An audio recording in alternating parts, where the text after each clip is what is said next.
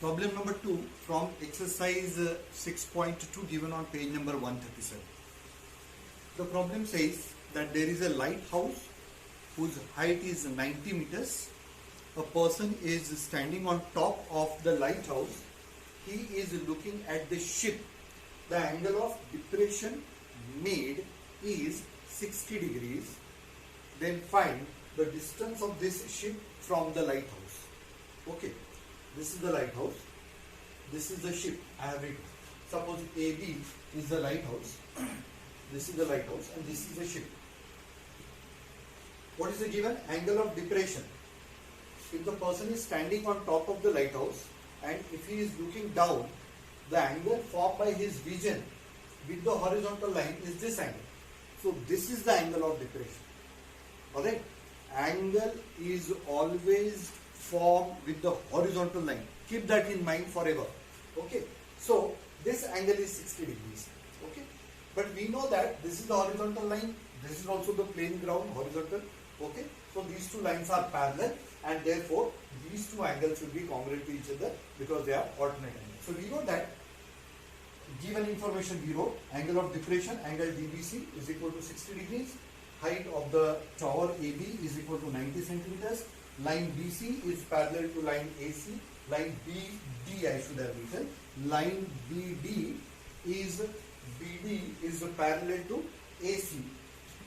If these two lines are parallel, this angle will be congruent to this angle. So I wrote angle ACB is congruent to angle BBC. Okay. So these two angles are congruent. But this is a 60 degree angle. So I wrote 60 degree here. Therefore angle ACB is equal to 60 degree. So now see what we have done. Using simple geometry, we found out one acute angle of the right triangle. One acute angle of the right triangle we have found out. Alternate angles. Okay. And then one side of that right triangle is given. So in the beginning I told you, you should be given one angle, one acute angle and one side, any one side of the triangle. So you have one acute angle and one side of the triangle. Now you write the name of that angle. So I wrote angle C. In order to decide which trigonometric ratio has to be used, you have to follow the line of action. Write the angle. For this angle, given side is the opposite side. So given side always write on the left side, opposite side. And you want to find out AC. What is that AC? Distance of the ship from the lighthouse. So you want to find out this AC, which is the adjacent side for this angle. So I wrote adjacent side. A stands for adjacent side. Okay.